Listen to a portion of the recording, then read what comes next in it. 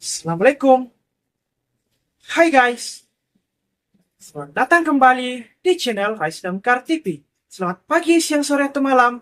Dimanapun dan kapanpun kalian nonton video ini.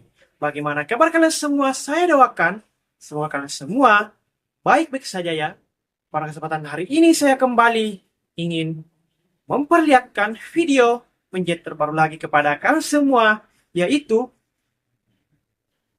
merubah samping pada kemeja wanita dari model payung ke model biasa.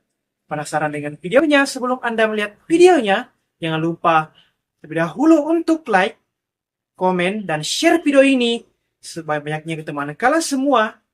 Dan yang paling penting, jangan lupa untuk subscribe channel Rais Damkar TV. Dan jangan lupa juga untuk tekan dan nyalakan tombol loncengnya agar selalu mendapatkan notifikasi dan tidak ketinggalan video-video menjadi terbaru dari channel Rais Damkar TV.